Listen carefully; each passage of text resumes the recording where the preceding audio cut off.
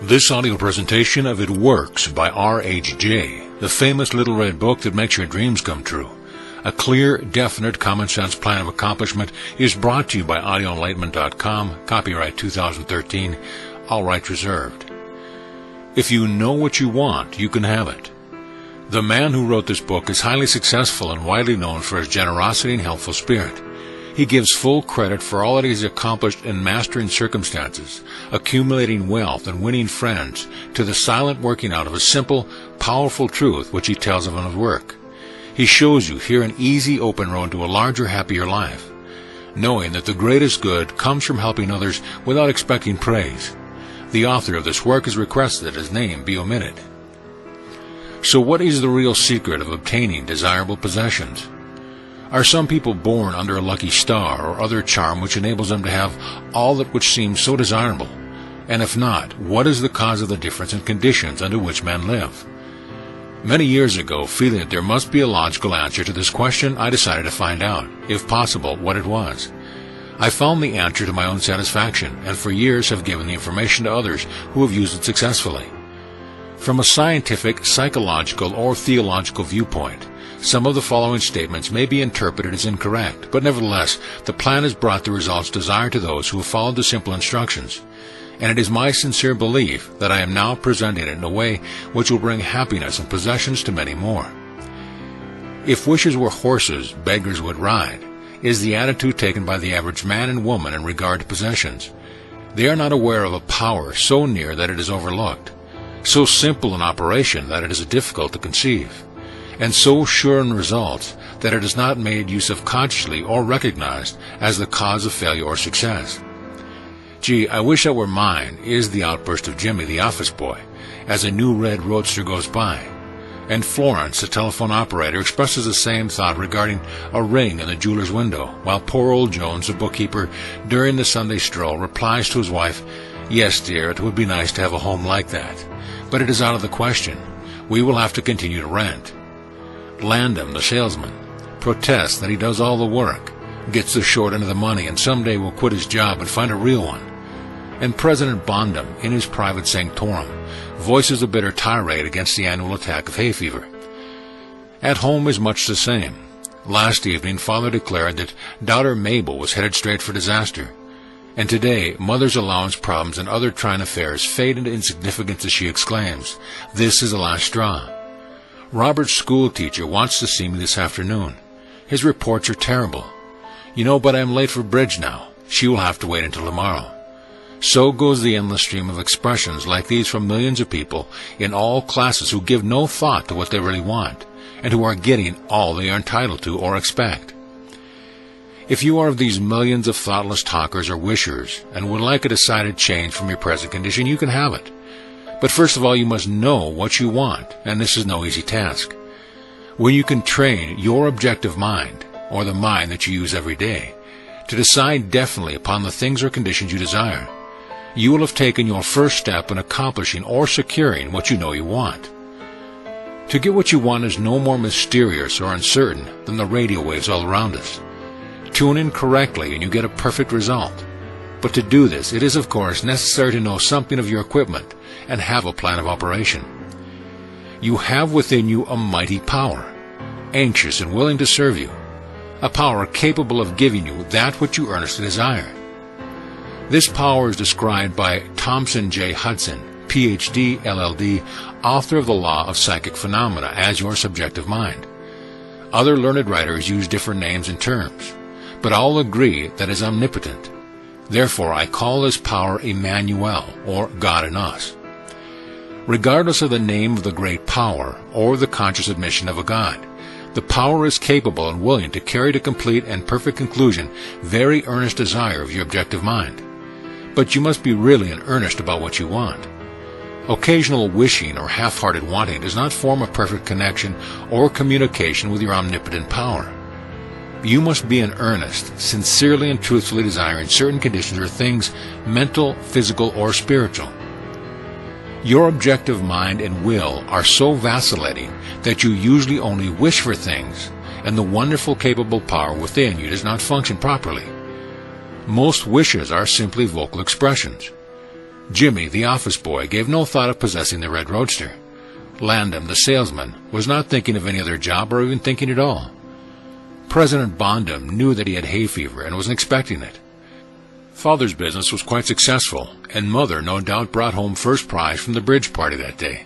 But they had no fixed idea of what they really wanted their children to accomplish, and were actually helping to bring about the unhappy conditions which existed.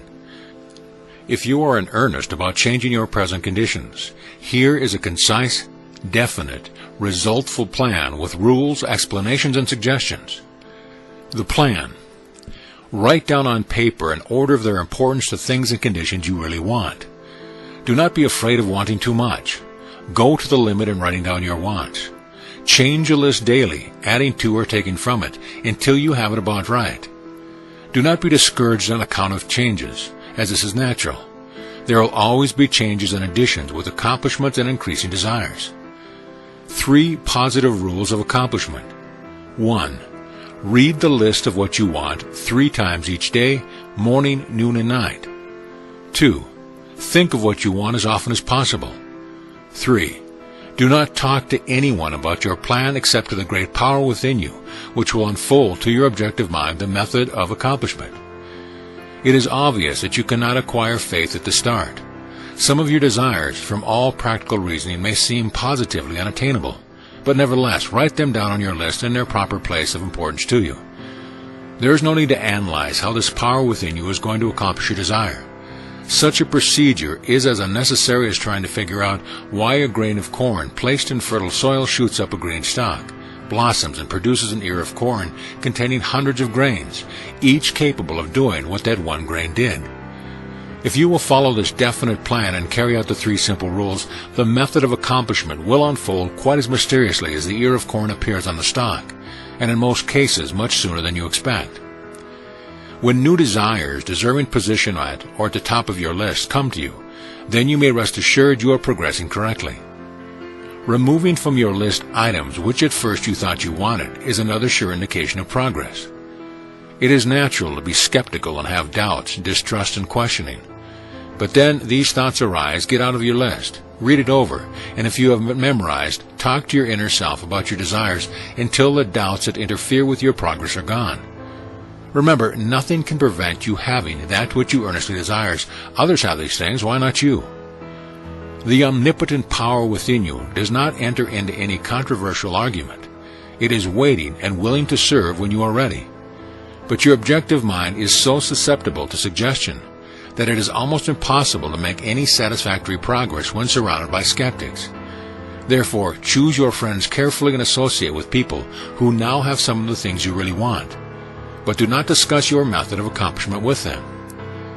Put down on your list of wants such material things as money, home, automobile, or whatever it may be, but do not stop there. Be more definite. If you want an automobile, decide what kind, style, price, color, and all the other details, including when you want it. If you want a home, plan the structure, grounds, and furnishing. Decide on location and cost. If you want money, write down the amount. If you want to break a record in your business, put it down. It may be a sales record. If so, write out the total, the date required, then the number of items you must sell to make it. Also list your prospects and put after each name the sum expected. This may seem very foolish at first, but you can never realize your desires if you do not know positively and in detail what you want and when you want it. If you cannot decide this, you are not in earnest. You must be definite, and when you are, results will be surprisingly and almost unbelievable. A natural and ancient enemy will no doubt appear when you get your first taste of accomplishment. This enemy is discredit, in form of such thoughts as, "It can't be possible. It just happened to me. What a remarkable coincidence." When such thoughts occur, give thanks and assert credit to your omnipotent power for the accomplishment. By doing this, you gain assurance and more accomplishment, and in time prove to yourself that there is a law which actually works at all times when you are in tune with it. Sincere and earnest thanks cannot be given without gratitude, and it is impossible to be thankful and grateful without being happy. Therefore, when you are thanking your greatest and best friend, your omnipotent power for the gifts received, do so with all your soul and let it be reflected in your face. The power and what it does is beyond understanding. Do not try to understand it, but accept the accomplishment with thankfulness, happiness, and strength and faith. Some cautions.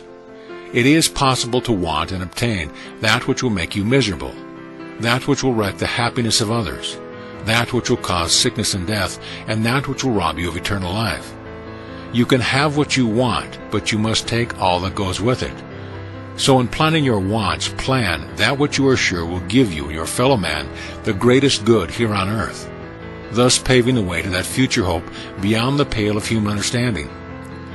This method of securing what you want applies to everything you are capable of desiring, and the scope being so great, it is suggested that you first list consist of only those things of which you are quite familiar, such as an amount of money or accomplishment or the possessions of material things.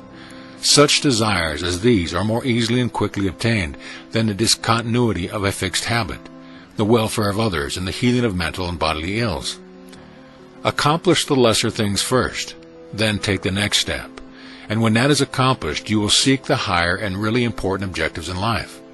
But long before you reach the stage of your progress, many worthwhile desires will find their place on your list. One will be to help others as you have been helped. Great is the reward to those who help and give without thought of self, as it is impossible to be unselfish without gain. In conclusion, a short while ago, Dr. Emil Cui came to this country and showed thousands of people how to heal themselves. Thousands of others spoofed at the idea, refused his assistance, and are today where they were before his visit. So with the statements and plan presented to you now. You can reject or accept. You can remain as you are, or have anything you want. The choice is yours. But God grant that you may find in this short volume the inspiration to choose aright, follow the plan, and thereby obtain, as so many others have, all things, whatever they may be, that you desire. Read or listen to the entire book over again, and then again. Memorize the 3 simple rules. Test them now on what you want most this minute. This book could have extended easily over 350 pages, but it has been deliberately shortened to make it as easy as possible for you to read, understand, and use. Will you try it? Thousands of better lives will testify to the fact that it truly works. Note from the author. Dear reader, the great possessions of life are all gifts mysteriously bestowed: sight, hearing, aspiration, love, or life itself. The same is true of ideas. The richest of them are given to us, as for instance, the powerful idea which this book has given you. What are you going to do with it? Are you surprised when I tell you the most profitable thing you can do is to give it away? You can do this in an easy and practical way by having this book sent to those you know who need it. In this way, you can help in the distribution of this worthwhile effort to make the lives of others better and happier. You know people who are standing still, or worried and discouraged. This is your chance to help them help themselves. If you withhold this book from them, you will lose the conscious satisfaction that comes from doing good. If you see that they get this book, then you put yourself in line with the law of life, which says, you get by giving, and you may rightly expect prosperity and achievement. At the very least, you will have the inner sense of having done a good deed with no hope of being openly thanked, and your reward will come securely in added power and larger life. The author.